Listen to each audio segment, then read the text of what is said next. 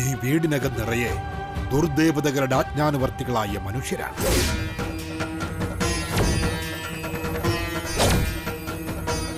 പാപചിന്തകൾ ഏറുന്നു, പാപം ചെയ്യുന്നു.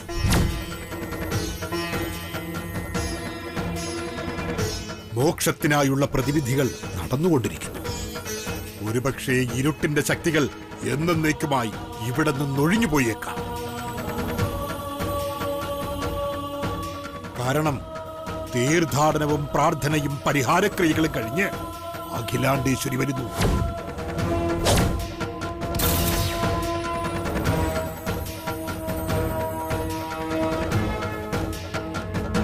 ഞാനും അഖിലയും കൂടി ഒരുമിച്ചാണ് കേരളത്തിലേക്ക് വന്നത്.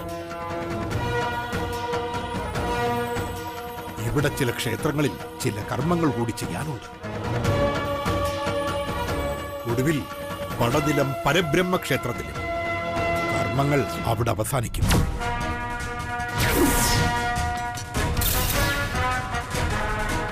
നൂറ്റെട്ട് ശിവക്ഷേത്രങ്ങളിലും 64 ഭഗവതി ക്ഷേത്രങ്ങളിലും പ്രാർത്ഥനകൾ കഴിഞ്ഞാണ് അവൾ വരുന്നത്. ആപത്തുകൾ ഒഴിഞ്ഞുപോയാലും നിയതിയുടെ പ്രക്രിയകളിൽ പങ്കാളികളായേ പറ്റൂ.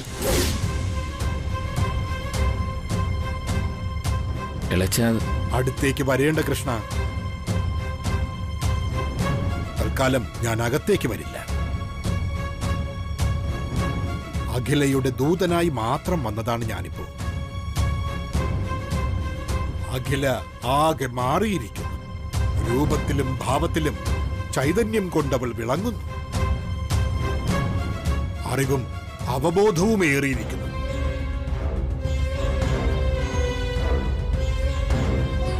വിളക്ക് പ്രകാശത്തെ വഹിക്കുന്നത് പോലെ ഒരു വിളക്കായി നിങ്ങളും അവളെ സ്വീകരിക്കണം.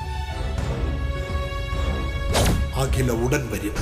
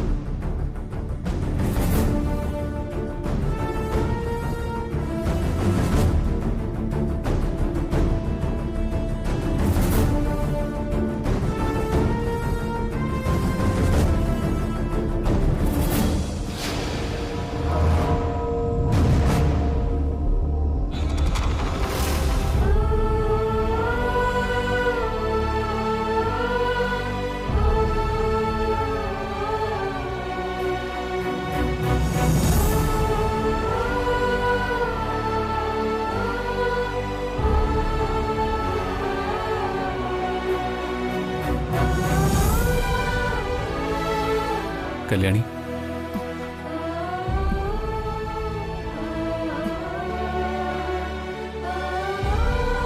ഇവിടെ എന്താ ഉണ്ടായത്? പറയ. അവരെന്തിനാ നിന്നെ ഉപദ്രവിച്ചത്? എന്റെ അച്ഛന് വിഷഗുളിക കൊടുത്തത് ആ വിലാസിനി മേഡമാ.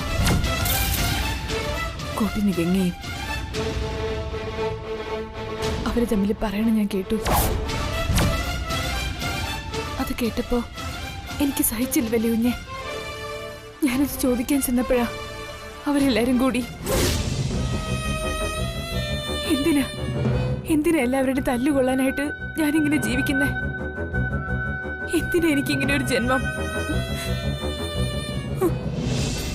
അമ്മയുടെ സ്നേഹം കിട്ടിയിട്ടില്ല. ഞാനിപ്പോ അച്ഛന്റെ ശത്രുവാ. എന്നെ ഒരു ശാപമായിട്ട് അച്ഛനിപ്പോ കരുതണേ. എന്തിനാ എനിക്കിങ്ങനെ ഒരു ജീവിതം?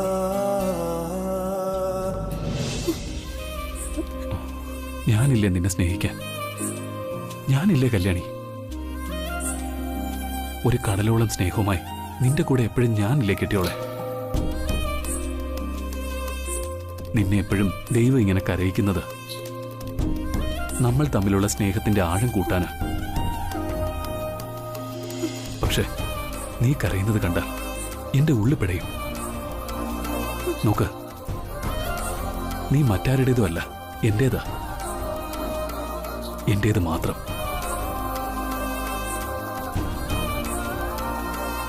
ഇളയമ്മയുടെയും ആ ഗംഗയുടെയും ടാർജറ്റ് എന്നെ നിന്നെ അകറ്റുക എന്നുള്ളതാണ്. നിന്നെ വേദനിപ്പിക്കാൻ അവരെന്തും ചെയ്യും. അതിന് ദാസേട്ടന് വിഷം കൊടുത്തത്. നിന്നെ ഇല്ലാതാക്കാൻ അവരുടെ ശ്രമം. മാനസികമായി തളർത്തുക.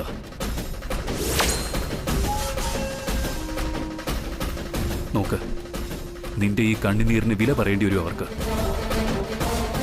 പറയിപ്പിക്കും ഞാൻ. നിന്റെ വലിയ കുഞ്ഞായി പറയുന്നത്. അതുകൊണ്ട് തൽക്കാലം ഇത് മറന്നുകള.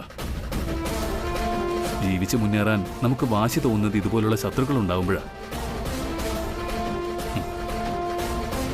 ഇതിനെ അങ്ങനെ കണ്ടാ മതി.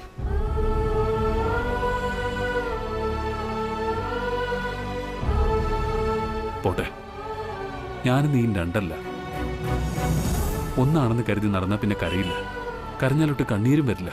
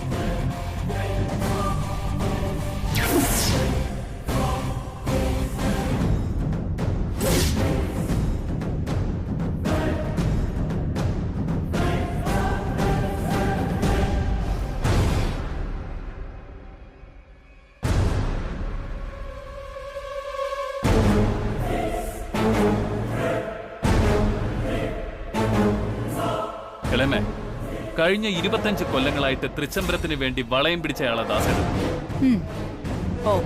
എന്നെ അരവിന്ദിനെയും തോളിലേറ്റ് നടന്ന തൃച്ചംബരത്തെ ഒരു അംഗം. അങ്ങനെ കണ്ടിട്ടുള്ളൂ ദാസേട്ടനെ.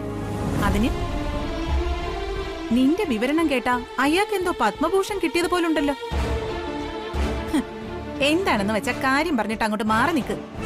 ഇവിടെ നടന്ന കാര്യം അമ്മ അറിയുമ്പോ പത്മഭൂഷൺ അല്ല, ഭാരതരത്ന കിട്ടും ഇളയമയ്ക്ക്. മരണാനന്തര ബഹുമതിയായിട്ട്.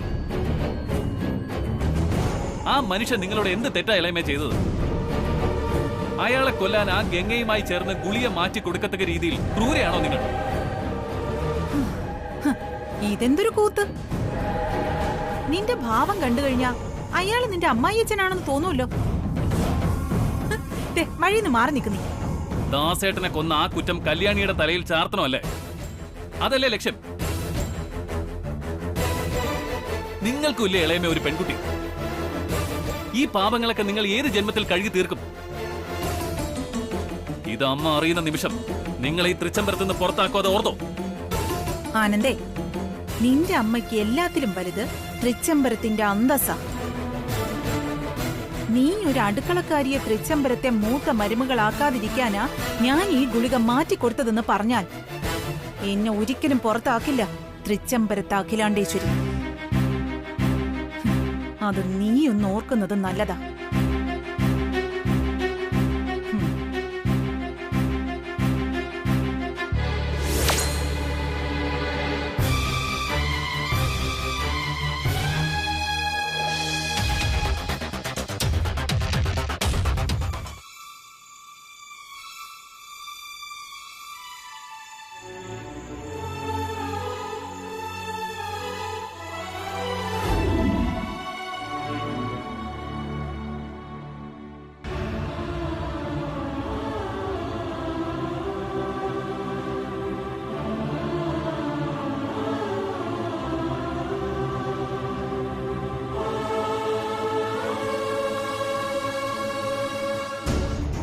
സത്യം പറഞ്ഞാലേ ഇതൊക്കെ കേട്ടിട്ട് എന്റെ കൈ ധരിക്കാം. ഇതിനെ കണ്ടല്ലോ, മുക്കാലി കെട്ടി ചാട്ടവറണ്ടടിക്കണം, ഇന്നലെ മര്യാദ പഠിക്കൂ. അയ്യയ്യേ, വല്ലാത്തൊരു ജന്മം തന്നെ. അല്ലെങ്കിൽ കല്യാണിയോടുള്ള വൈരാഗ്യത്തിന് പാവം ദാസേട്ടിന് വിഷം കൊടുക്കൂ. അതിനുശേഷം കല്യാണിയോട് ദാസേട്ടൻ സംസാരിച്ചിട്ടേ ഇല്ല. വിഷഗുളിക കൊടുത്തത് സ്വന്തം മകളാണെന്ന് ദാസേട്ടൻ തീർത്തും വിശ്വസിച്ചിരിക്കുക. അതങ്ങനെ സ്വന്തം മകളെ പോലും വിശ്വാസമില്ല. ശുദ്ധം ദുഷ്ടന്റെ ഫലം ചെയ്യുന്നേ അച്ഛൻ പറയുന്നത് എത്ര സത്യം എന്നറിയോ? ചുരുക്കി പറഞ്ഞ കല്യാണിക്ക് ഇവിടെയില്ല സമാധാനം. അതെ, അതാ എന്റെ ടെൻഷൻ. എന്റെ ബ്രോ, അതിന് ബ്രോ ടെൻഷൻ അടിക്കണ്ട. ഇക്കാര്യത്തിലെ ഞാനോ ബ്രോയോ കല്യാണിയോ എന്ത് പറഞ്ഞാലും ദാസേട്ടൻ വിശ്വസിക്കില്ല. പിന്നെ എന്ത് ചെയ്യും? ഒരു വഴിയുണ്ട്. ഒരാള് പറഞ്ഞ ദാസേട്ടൻ വിശ്വസിക്കും. നമ്മുടെ അച്ഛൻ. ഇവിടെ നടന്ന വഴക്കിന്റെ കാരണം ഇതാണല്ലോ. ദാസേട്ടനെ കൊല്ലാൻ ശ്രമിച്ചത് ഇളയമ്മയാണെന്നുള്ള സത്യം അച്ഛനെ ബോധ്യപ്പെടുത്തണം.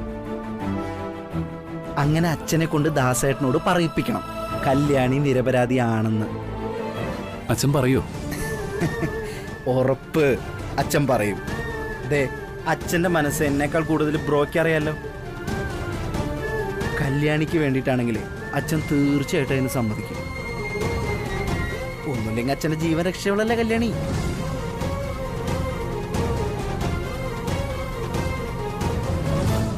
അതേ ബ്രോ, അല്ലായിരുന്നെങ്കിൽ എന്നേ കല്യാണി തൃച്ചംബരത്തിന് പുറത്താവുമായിരുന്നു. അത് ബ്രോയ്ക്ക് കിട്ടിയൊരു ഭാഗ്യമാണ്. അതുകൊണ്ട് ധൈര്യമായിട്ട് ചെന്ന അച്ഛനോട് സത്യങ്ങളൊക്കെ അങ്ങോട്ട് പറ. ചെല്ല്. ഇതെന്ത് ചെല്ല് ബ്രോ, ഒന്നും ആലോചിക്കല്ലോ, ചെല്ല്.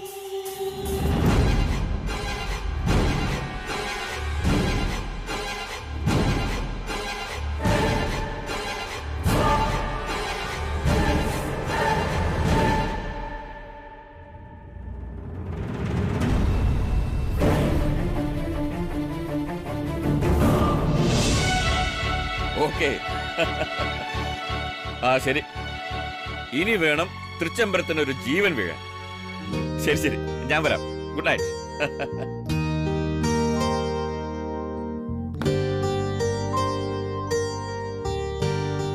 ആനന്ദ്, അമ്മയെ വിളിച്ചത്. ഇപ്പോ കുളങ്ങര ക്ഷേത്രത്തിലെ ഗസ്റ്റ് ഹൗസിലുണ്ട്. അവിടെ നിന്നും പടനില ക്ഷേത്രത്തിലേക്ക് പോകും. ഞാൻ അവിടേക്ക് ചെല്ലാന്ന് പറഞ്ഞിരിക്കുകയാണ്.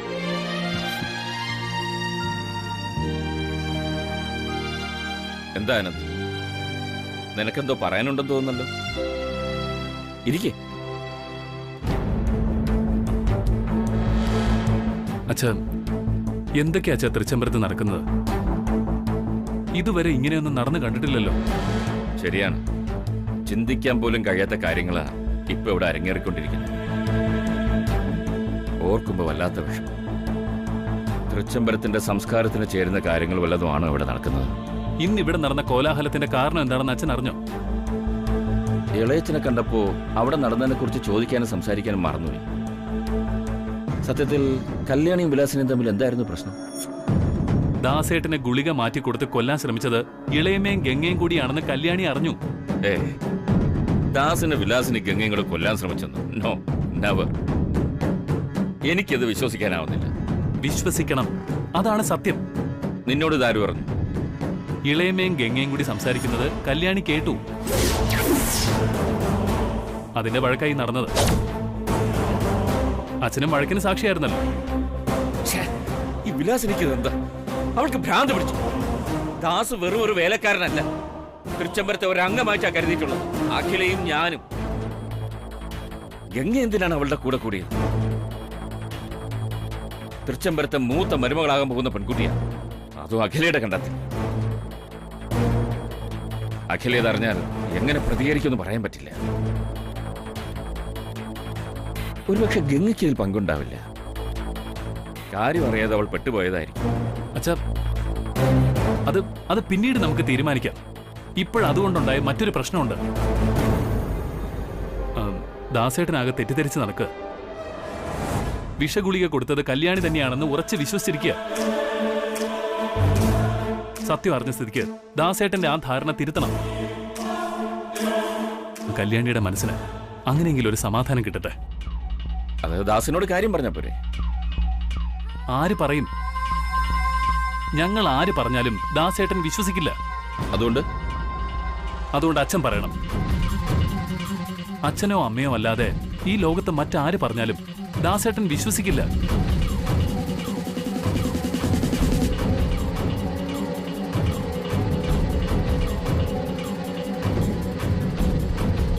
ദാസും മക്കളും നമുക്ക് അന്യരല്ല. അവർക്ക് എന്തെങ്കിലും പ്രശ്നമുണ്ടായാൽ പരിഹരിക്കേണ്ടത് നമ്മൾ തന്നെയാണ്. മാത്രമല്ല, പ്രതി തൃച്ചംബരത്തെ അംഗമായി പോയില്ലേ? നീ പറഞ്ഞത് ശരിയാ. ദാസിനെ ഏറ്റവും വേദനിപ്പിച്ചത് കല്യാണി കൊല്ലാൻ നോക്കിയല്ലോ എന്ന് ചിന്തിച്ചപ്പോഴായിരിക്കും. സ്നേഹിക്കാൻ മാത്രം അറിയാവുന്ന മനസ്സാ ദാസിന്റെ. ഞാൻ ദാസിനോട് പറയാം, അത് പറഞ്ഞേ പറ്റൂ.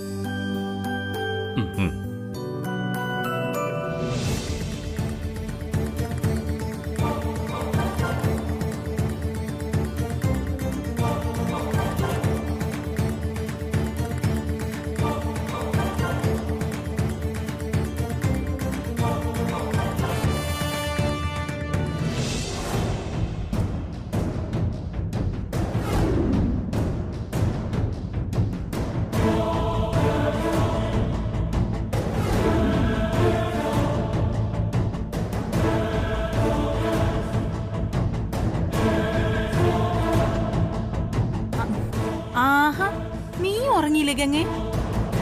എങ്ങനെ ഉറക്കം വരാൻ ആന്റി? അത് തന്നെ ഗംഗ എന്റെയും പ്രശ്നം. ഞാൻ കൂട്ടിനകത്ത് അടച്ചിട്ട വെരികിനെ പോലെ എന്റെ മുറിക്കകത്ത് അങ്ങോട്ടും ഇങ്ങോട്ടും നടക്കുകയായിരുന്നു ഇത്രയും നേരം. ഉറങ്ങാനേ പറ്റുന്നില്ല.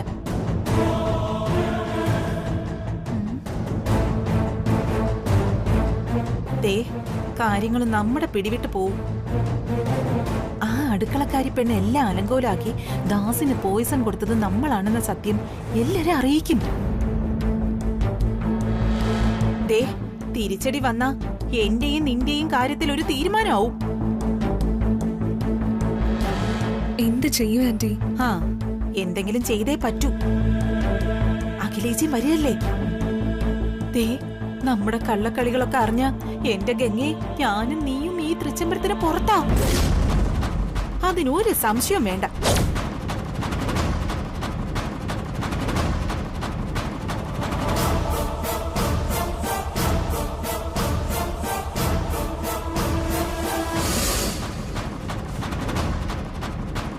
എന്താ ഒരു വഴി? ഗംഗേ, എന്റെ തലയിൽ ഉദിക്കുന്നത് ഒരേ ഒരു വഴിയേ ഉള്ളൂ. പ്രിയങ്കയെ ഉടനെ വിളിച്ചു വരുത്തുക. ദേ, പ്രിയങ്ക വന്നാലേ ഇതിനൊരു മറുവഴി കണ്ടുപിടിക്കാൻ പറ്റൂ. വെക്കാവുന്ന വേലകളൊക്കെ ഞാൻ വെച്ച് കഴിഞ്ഞു. ഇനിയിപ്പോ പുതിയത് വല്ലതൊക്കെ ആലോചിച്ചെടുക്കേണ്ടി വരും. ശരി, ഞാൻ പ്രിയങ്കയെ വരുത്താൻ ശ്രമിക്കാം. ശ്രമിച്ചാ പോരാ, വരുത്തണം. അഖിലേച്ചി വന്ന് എല്ലാവരും ഒരുമിച്ച് നമ്മുടെ നേരെ തിരിയുന്ന ഒരു സമയം വന്നേക്കാം. അപ്പോ നേർക്ക് നേർ യുദ്ധം ചെയ്യാൻ ഒരാൾ വേണം. അത് പ്രിയങ്കയെ കൊണ്ടേ പറ്റൂ.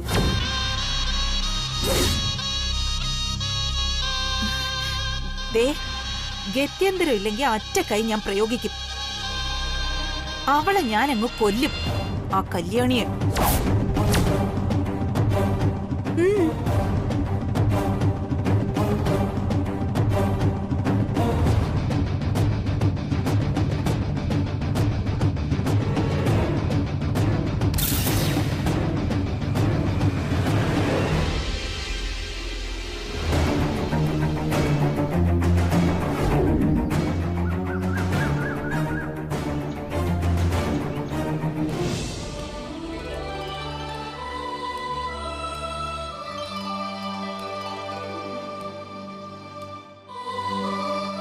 ദാസ്, ദാസ് ഇല്ലേ ഇവിടെ?